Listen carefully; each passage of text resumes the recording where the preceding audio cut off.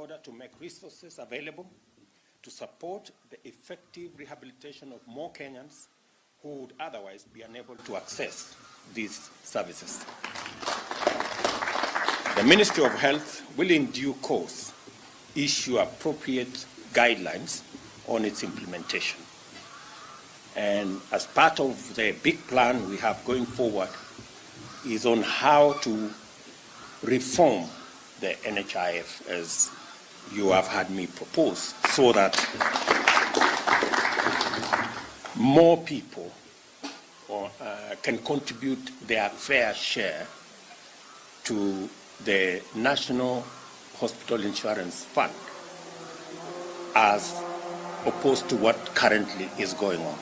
At the moment, the lower cadre of our society, the people at the bottom, are paying more than people like myself. And I have said it's not fair. If everybody paid a similar percentage of their earnings to NHIF, we would raise probably another 60, 70 billion shillings every year, and we would be able to deploy some of that resources in management of addiction and supporting what you're doing.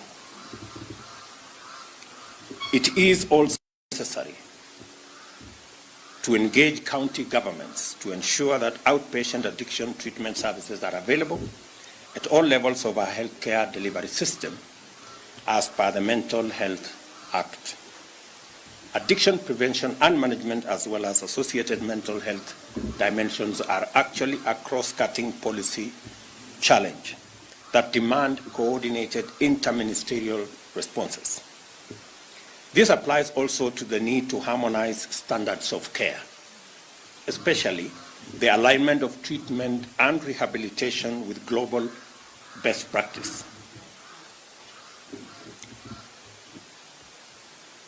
To avoid a scenario where different service providers operate by some standards whilst government runs on another, it is also best that the Ministry of Interior and Coordination of National Government step in to develop an appropriate framework to facilitate this harmonized approach.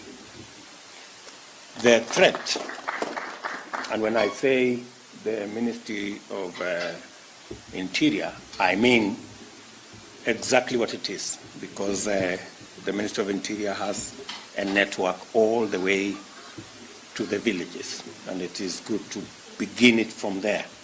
And I agree with you that the model to be able to deliver and be effective is the bottom-up model. The threat that drug traffickers use and addiction poses to the youth as well as society is a pandemic in its own scale. The social and economic consequences of the problem are dire. We face the serious possibility of grave national vulnerability through the continued erosion of the potential that our youth embody. It is therefore time to join hands and act together with great urgency in eliminating the problem.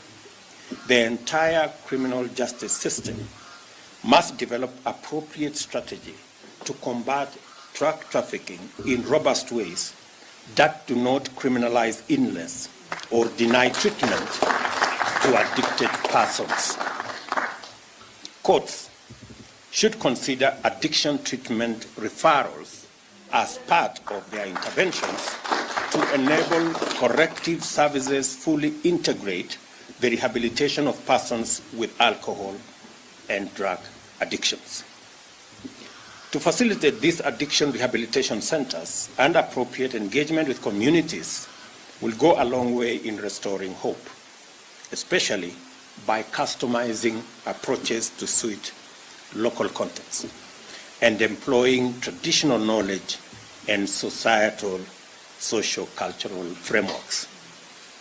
And I agree with what my good brother was saying, that the community must play its role.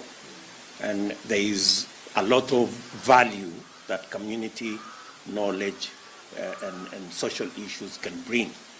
And listening to Madam here, the interventions at the family, at the church level, at the community, all the way in schools and other institutions, all the way now to the professionals here, is a continuum that every stage we need to leverage on what every stage can do to manage this problem. Beyond optimism and ambition, we must fully engage our imaginations in developing solutions to the problem. Technological innovation to help deliver services as well as alternative therapies, including herbal treatments, alternative medicines, and spiritual practices should be facilitated. I believe that government policy that deliberately seeks to engage and employ all people in productive activity goes a long way in minimizing and mitigating vulnerability and susceptibility, disrupting the catchment population for addiction. Higher education institutions now have to mainstream addiction counseling and management into their teaching, research, and innovation curricula. I call on political leaders to desist from enticing young people with alcohol and addictive substances during campaigns. Instead, let us engage them on how we can use their energy and their talent to make Kenya prosperous, competitive, and innovative. Let us do our part to catalyze their tremendous transformative potential and avoid selfish and cynical acts that will enable the destruction or that will create the destruction of an entire generation. I remember one time I went to Bungoma and we went to raise funds for our Boda Circle. And in the process of that function, one leader from that region, actually a member of parliament from that region, spoke to the occasion. And you will not believe that we have people who are sadists, and yet they pretend to be leaders. On this occasion, this leader stood and told this Boda Circle group that the money that is going to be raised in this occasion, don't use it to buy, they wanted to buy a bus. Don't use it to buy the bus. Share the money and you can drink that money.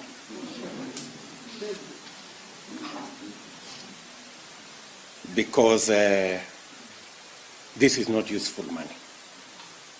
And he was speaking in the local language. He didn't know that some of us understood the local language. So when I stood to speak on that occasion, and I'm saying it in public because there is a record of it, I told the young people there that while this gentleman is telling you to abuse this money that is being raised, he cannot say the same to his children. You know? And how on earth can a person who is a leader and who is expected to mentor and to speak to society in a certain way, degenerate to the level of being a sadist to tell people you should not use resources given to them in a progressive, meaningful way. It is the same mentality that informs many of our leaders, and I dare say, who have a problem with people at the bottom of the pyramid being supported. When I was in university, I stayed at Ngando. I have told our member of parliament here. And I know Ngando very well. So a group from Ngando came to see me here with this good man. And they told me, Mr. Deputy President, we collect garbage as part of how we live. But we are a group of 50 young people. Because of this pandemic, we have run into trouble. Please, we need some support. So I asked them, what kind of support do you need? They told me that we need, ukitupatia mkokoteni kama 5, we are sorted. Because we know what to do. We will collect garbage. Our estate will be clean, and we will make some money. So I did that. And it became a very big problem to some of my colleagues, leaders, because they find that very problematic. Then you ask yourself, how is it your business? Yeah, how is it your business? And why don't you do that other thing that you think is better? So what I'm just trying to say is what you guys are doing in every way, small or big, contributes ultimately to the solution we have for drug addiction.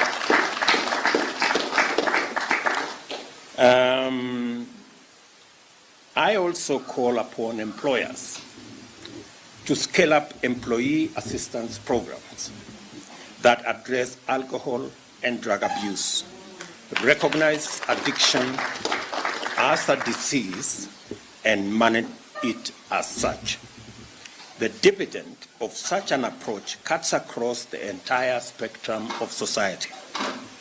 Our schools, in particular, have a fundamental role in ensuring that the learning environment is safe for both learners and teachers from the predatory pressures and enticements of traffickers. These include the physical environment, as well as information, sound education, and psychosociological support to reduce those mental and emotional vulnerabilities that create opportunities for addiction to take root. Adolescent management and positive youth development must be enhanced to fully engage the potential of our youngsters in an affirmative direction. Post-rehabilitation management is also essential to minimize the risk of relapse.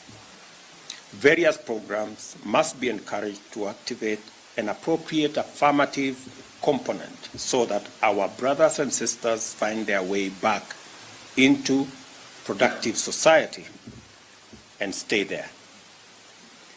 Our republic is founded on national values and principles of governance that speak to us with a vital message today. At all times, the state and its officers must operate in ways that observe and enhance human dignity, social justice, inclusiveness, human rights, and which protect the marginalized. Human dignity is expressed as a fundamental right under Article 28 of the Constitution. It is clear from the architecture of our governance that there is an unstoppable resolve by the people of Kenya to become a just, inclusive, and compassionate society. I see this compassion as extending to all persons, especially the vulnerable. Our work with persons struggling with addiction is therefore a big test of how compassionate we as a people are. I am grateful to all the stakeholders who have made this commemorative event and launch possible. I commend my brother here and Daktari and everybody else. the noble work done by APRAC, ISSUP Kenya, NACADA, and the Global Fund in anchoring initiatives to highlight this critical subject and to build knowledge and acceptance around it. As a result of all this work, Kenya is now ranked 5th globally in terms of capacity to handle addictions. Well done, and keep up the very brilliant work. It is my pleasure to declare this event, ladies and gentlemen, officially opened. I am also honored to preside over the launch of the National Association for the Prevention and Rehabilitation of Kenya. Thank you very much, and God bless you. Asanteni sana. Thank you.